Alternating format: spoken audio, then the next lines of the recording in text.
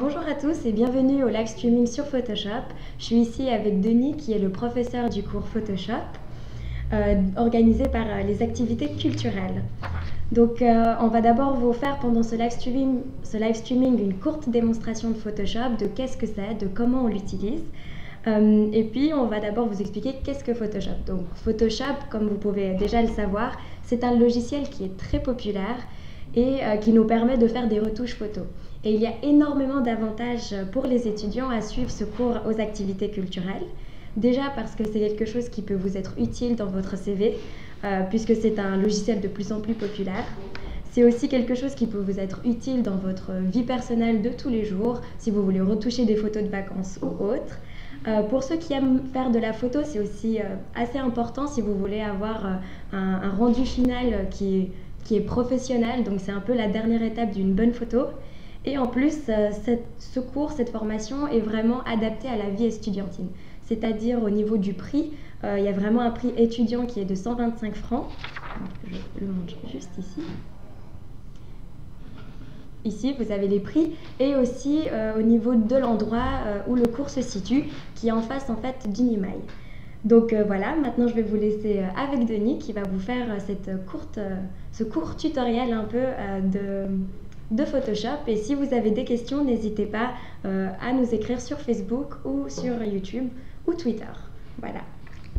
Alors bonjour, je vais vous faire une petite démonstration de Photoshop. On va traiter une image, ici vous voyez là l'image de base, une photo en couleur qu'on va traiter à partir d'un RAW, d'un négatif numérique, pour arriver à une image en noir et blanc où on va laisser un peu de couleur avec ce noir et blanc. Donc pour ce faire, je vais ouvrir l'image originale qui est un fichier RAW, DNG. Ici, ça m'ouvre l'interface de caméra RAW qui permet de traduire l'image. Donc l'image ici n'est pas encore en pixels, c'est vraiment l'image telle qu'elle était sur le capteur au moment de la prise de vue. Ici, on a un menu très facile à utiliser et qui nous permet déjà d'avoir un bon rendu de l'image. Pour cela, on a aussi l'histogramme ici qui est très important pour voir que l'image est intègre et qu'il y a toutes les informations. On pourrait modifier l'exposition, là l'exposition est parfaite donc on ne touchera à rien.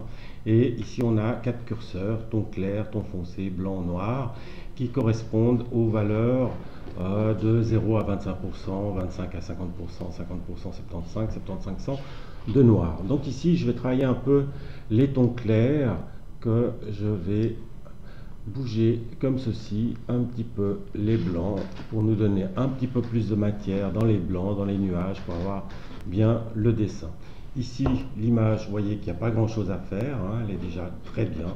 Donc cette fois-ci j'ouvre l'image en cliquant sur le bouton ouvrir l'image.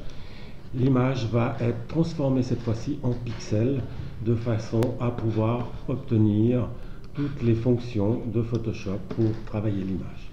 Maintenant ici, on a deux alternatives pour travailler. Je pourrais travailler directement par le menu Image, Réglages et puis la passer avec un filtre noir et blanc. Mais ce serait un peu dommage parce qu'on appliquerait de manière définitive sur l'image.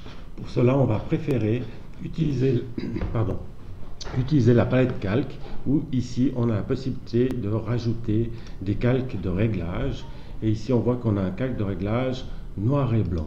Ce qui va nous permettre de filtrer, car en noir et blanc, on est obligé de filtrer pour rééquilibrer les couleurs qui sont transformées en niveau de vue. Ici, j'ai les rouges qui va me permettre à volonté de changer la teinte des rouges. Ici, on voit sur le bord, ça me permet un peu de donner un peu plus de contraste. Les jaunes, pareil, je vais monter un tout petit peu ce contraste. Les verts va bien sûr influencer tout ce qui est végétation. On va leur donner un peu plus de tenue. Là, on va rajouter, on a un ciel qui est bien noir, foncé, donc on va lui donner un aspect un peu plus dramatique en montant les cyans et les bleus qui va nous permettre de donner un peu plus de pêche à l'image. Ici, on a encore les magentas, mais les magentas n'auront aucun effet. Donc ici, l'image est déjà transformée en noir et blanc. Souvent, le fait de transformer une image en noir et blanc occasionne une perte de contraste. Donc pour ça, on va créer un nouveau calque de réglage. On va utiliser l'outil courbe. Et ici, la courbe, elle se présente ainsi. Et on va lui faire une courbe traditionnelle de contraste. Alors la courbe traditionnelle de contraste, on va cliquer pour faire un point d'ancrage au milieu sur la valeur correspondant aux 50%. Ici on va vers les noirs, je fais aussi un clic à la moitié de la moitié, correspond à la valeur de 75%, et vers les blancs, 25%. Maintenant ici il faut qu'on fasse un S, c'est important de le faire dans ce sens-là, comme ça on n'occasionne aucun dégât sur l'image, et je tire perpendiculaire mon point noir. On voit que l'image a une augmentation de contraste. Les blancs, je peux les éclaircir un petit peu. On a une image là maintenant qui est bien contrastée. On a toujours un S. Si on fait ce S, on n'a aucun risque d'abîmer l'image. Je rappelle que le contraste, c'est la différence entre le blanc et le noir. Plus cette différence est élevée, plus que l'image est contrastée. Ici, on peut éteindre et rallumer. On voit bien qu'on enlève un voile de gris à l'image. Donc, on a bien ajouté ce contraste. Maintenant, on aimerait finir en remettant la couleur sur la voiture de premier plan. Pour ceci, je reviens sur mon calque de réglage noir et blanc. Et ici, je vois que j'ai un masque de fusion qui est automatiquement mis sur ce calque. Et ici, ce masque de fusion, s'il est blanc, il ne fait rien. Il laisse agir le filtre noir et blanc. Si je peins en noir, je vais supprimer l'effet de ce filtre, je le rendre transparent, donc je vais faire revenir la couleur. Pour cela, je vais chercher mon outil pinceau, je choisis une taille correcte pour appliquer de nouveau la couleur. Bien sûr, il faut que je sois avec une couleur premier plan noir pour rendre invisible l'effet du noir et blanc. Et maintenant, il me suffit de peindre sur la carrosserie. On n'est pas obligé d'avoir une grande précision.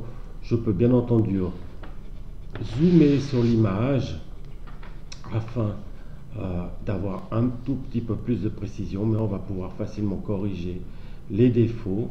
Et ici, je vais faire déjà le pourtour de la carrosserie. Et puis on corrigera à la fin. Vous voyez que c'est assez facile, même assez magique. Voilà, on fait revenir la couleur.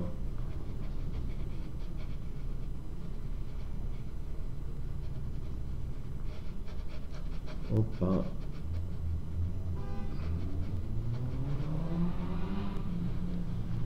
Donc ici, la couleur est bien revenue. Encore ce petit bout.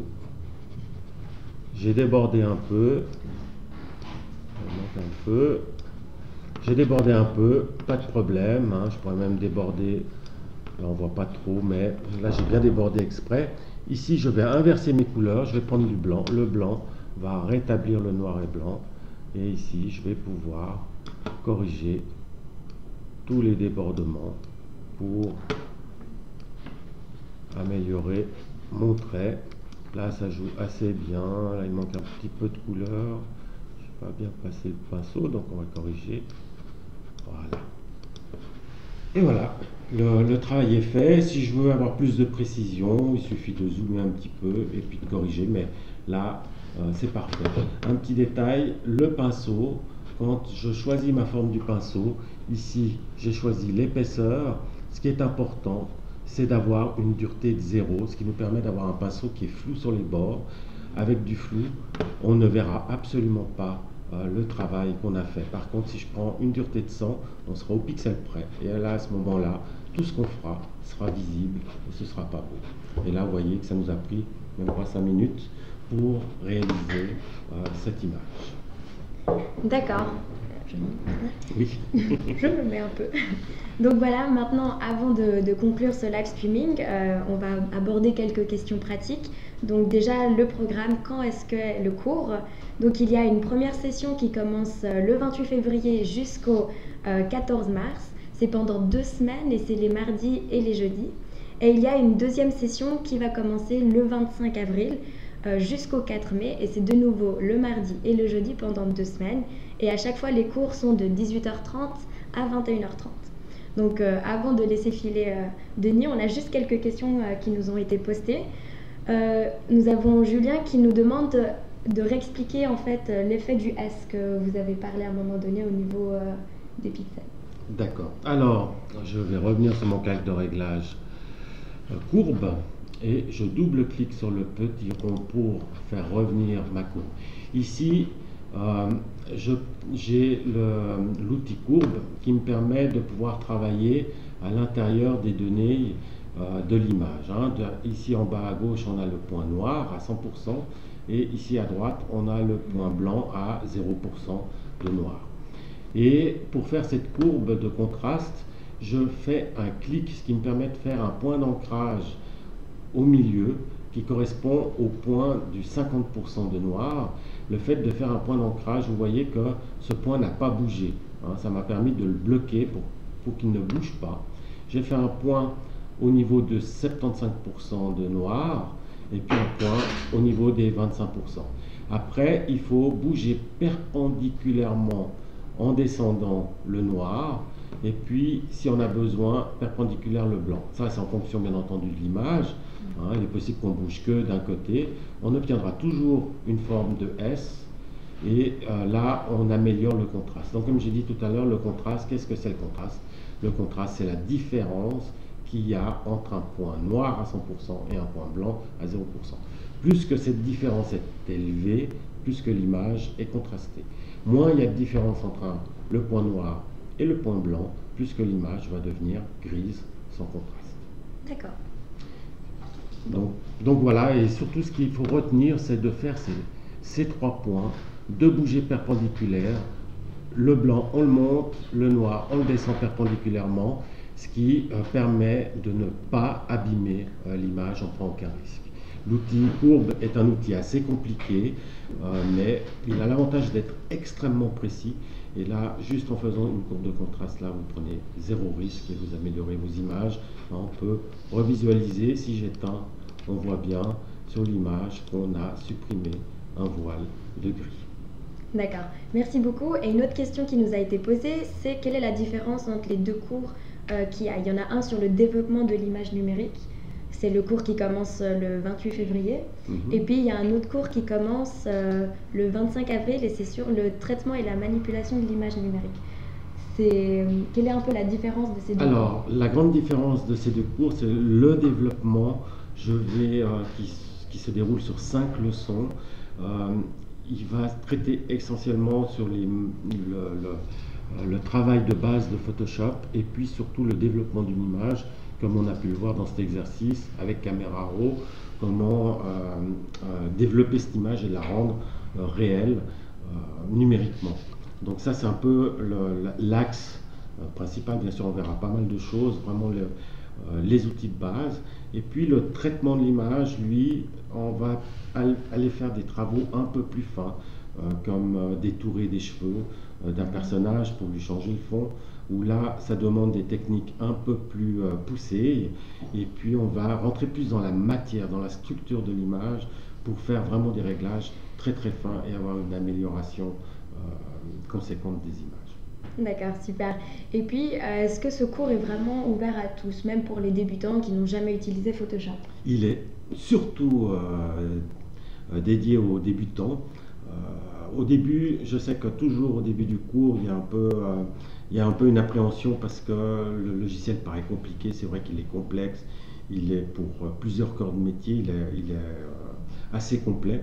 Mais nous, on va s'attacher dans ce cours à donner vraiment la base qui va permettre de vraiment travailler une image pour une diffusion, soit Internet ou optimiser une image vraiment pour pouvoir l'imprimer et avoir un résultat parfait. Car une image, on ne peut pas, c'est quasiment impossible, même si on ne veut pas faire de montage, etc., c'est impossible de faire une photo et de l'imprimer directement. On est obligé d'avoir une post-production si on veut avoir une qualité parfaite. Et c'est pas compliqué. On se rend compte, d'ailleurs tous les élèves se rendent compte à la fin du cours qu'en fin de compte c'est pas si difficile. C'est pas si difficile. Ok. Et puis est-ce qu'il y a des devoirs à chaque fois, à chaque Oui, séance? oui, mon cours est essentiellement basé sur la pratique, car Photoshop s'il est trop théorique, on pense avoir compris et après on a un peu de peine à pouvoir développer ces images. Il est vraiment axé sur la pratique et je donne des exercices à faire pour que les automatismes et la compréhension puissent être enregistrés rapidement. Ok. Et est-ce que c'est en fait Photoshop c'est quand même un logiciel qui est assez intuitif à utiliser ou Il est intuitif une fois qu'on a les bonnes bases, parce qu'il n'y a pas un chemin pour arriver pour faire un exercice, mais il y en a plusieurs. Et après, on s'adapte par rapport aux affinités qu'on a face à certains outils ou les envies de résultats. Après, ça devient intuitif, mais il faut avoir un peu une connaissance de base, surtout pour ne pas abîmer une image, mais plutôt l'améliorer. D'accord. Bon, bah voilà, le live streaming commence à toucher à sa fin. Si jamais vous avez envie d'avoir plus d'informations sur ce cours, on vous conseille d'aller sur culture.unige.ch et vous allez pouvoir trouver toutes les informations nécessaires. Merci Denis pour cette petite démonstration Merci. et d'avoir répondu à nos questions. Merci, au revoir, à bientôt.